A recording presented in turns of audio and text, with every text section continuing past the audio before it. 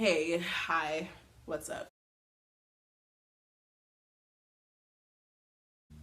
It's so hard to talk about it without talking about God. You know what I mean? Like, he is the God of love. He is love himself. He operates in love, and it's so beautiful. And when we express true love here on earth, it's just a reflection, a small reflection of the immensity of the love that God has for his children, for the people that he's created here. And, well, the absence of love is hate and fear. And I definitely see that racism is the stemming of the absence of love for people. So let's go back to love. This verse is in the section of the greatest commandment, and you can find it in Matthew 22. Pharisees and Sadducees were together, and then one of them, who was an expert of the law, like, wanted to test him. He asked this question, and starting at verse 36, it says, "Teacher, which is the greatest commandment in the law?"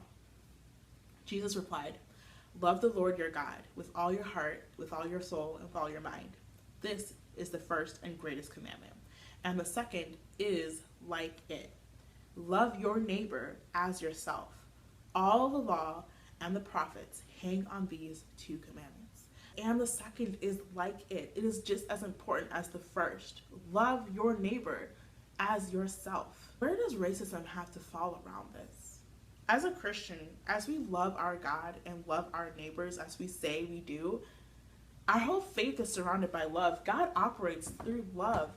And so to call ourselves Christ followers, to say that we love Jesus, yet we neglect the second most important commandment, you know what I mean? Like, that is like hypocrisy in my mind. Like, I'm just like, what? This is not something to be like, oh, are you really a Christian? No, this is something to really like think about. Like, how important is your faith to you? How real are you for Jesus? How honest and candid are you with yourself?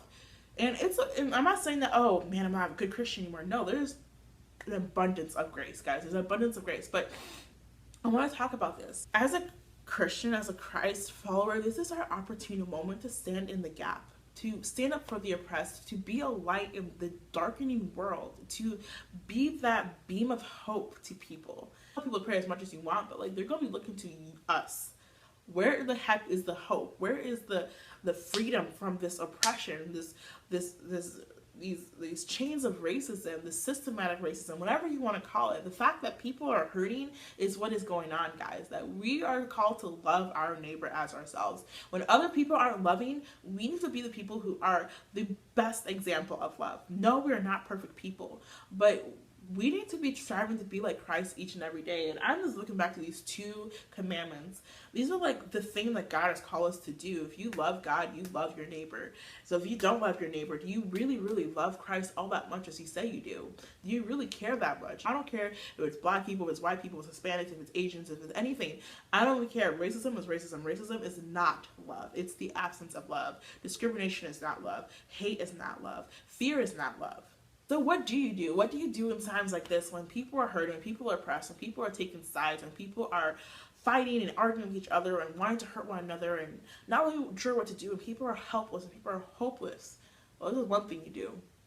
You empathize. You sympathize with people. Well, people say, oh, it's just uncomfortable. It's like not for me. I'm like, no, people, your neighbor is struggling. You need to go help your neighbor. People say this is an awkward topic because we make it awkward. I shouldn't feel nervous to speak about something that is affecting my friends and family members and things that affect my community. Like, this is a human problem, human race problem. This is for humanity. So yes, I'm calling on the church to get up, get out of the four walls, and go out and be a light. If Christ was here right now, where do you think he will be? He'll probably be with the people that are hurting right now. Maybe you don't have to go and fly to that place that's happening or wherever it needs to be, but you can be here and making a difference in your community. It doesn't have to be super duper like media attention grabbing wide.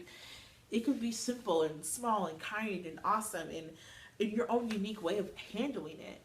And then I see people who are confused, that are not a part of this, don't really know what's going on, and they don't really know how to respond. And I see several people who really want to make a difference, but they don't know how. They feel like they'll just make things worse, or like they don't know what to say. Well, talk, open your mouth, conversate, have a conversation. Don't make it awkward. Speak up, be a light. I'm going to keep repeating that over and over again. I'm just trying to pound it into your head because I that's where I was. I was talking to my pastor a couple of days ago. I was just like, I don't even know, what do I do? Like, what do I do now? Like, what do I do? And he was like, talk about it, conversate, hold a conversation, hold a forum, get people together and talk about it, and let's just like air things out. And I'm just like, yo, that is something that I can do, and that is something that we all can do. You have friend groups, you have places that you go, you're probably volunteering in a place, you're probably involved or plugged into something. You can go and start talking about it. You can reach out to someone who might be hurting or someone that might be affected by things that are going on, whether it's racial tensions or something else. You can be a light. I want to just express that out to you, that there are several ways for you to help what's going on. If you don't know what to do, ask, talk, speak. There's probably a lot more I can say on this. It's probably a lot deeper I can go in this, but this is all that's in my mind right now. And this is the most candid video ever, and I love it. I appreciate you. I appreciate you as a person. I appreciate the fact that like you are full of purpose, and you're full of light, and you're full of a destiny, and I cannot wait to see what you have to offer for the world. And I honestly cannot wait to see love run deep in America again. Go ahead and comment, questions, thoughts. Keep it, loving. Like, the truth, without love, is nothing. Start talking with your family, start talking with your friends, start speaking up, stop holding stuff in. If you're confused, ask questions. Again, that's one thing. Ask questions. Thank you so much. Thank you. Thank you for watching. Thank you for listening. And thank you for hearing me out. And thank you for letting these words get into your heart. So, I love y'all. Peace. And we shine our light so bright that we make them say, whoa.